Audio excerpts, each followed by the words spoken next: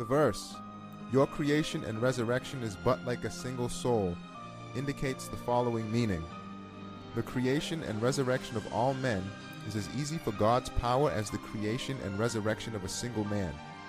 If the manifestation of the sun were in accordance with its own will, it could be said that the sun bestows its mystery of manifestation on numerous transparent objects with the same ease as on a single particle.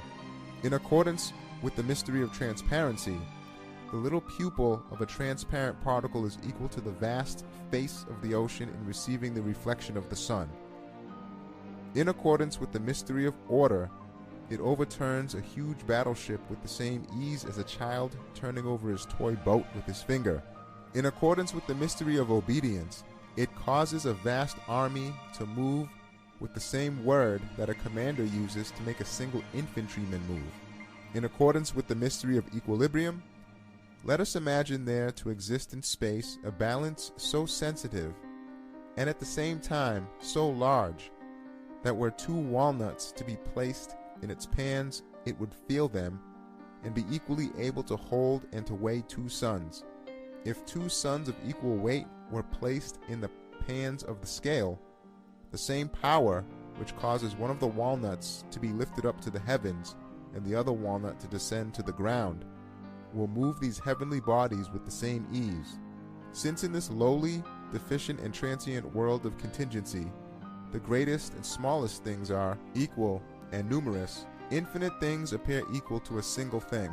Through the mystery of luminosity, transparency, order, obedience, and balance, then of a certainty, little and much, small and great, will be equal before the possessor of absolute power, and he will be able to summon all men to resurrection with a single blast on the trumpet, just as if they were one man. This, by virtue of the mysteries of the luminous manifestations of the infinite and utterly perfect power of his essence, the transparency of the inner dimension of things, the order decreed by wisdom and destiny, the complete obedience of all things to his creational commands, and the equilibrium existing in contingent being that consists of the equivalence of the being and non-being of the contingent.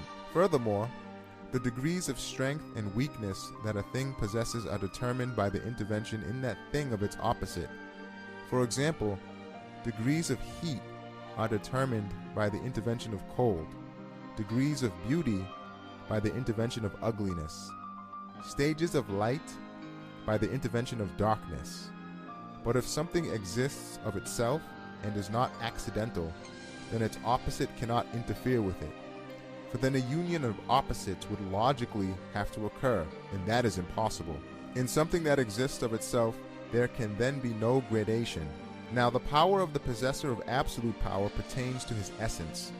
It enjoys absolute perfection and is not accidental like contingent being. It is therefore impossible that its opposite, impotence, should intervene in it. Hence, it is as easy for the Lord of glory to create a spring as it is to create a flower. But if creation were ascribed to causality, then the creation of a single flower would be as difficult as that of a whole spring. For God, it is as easy to resurrect and gather all men as it is to resurrect and gather one man.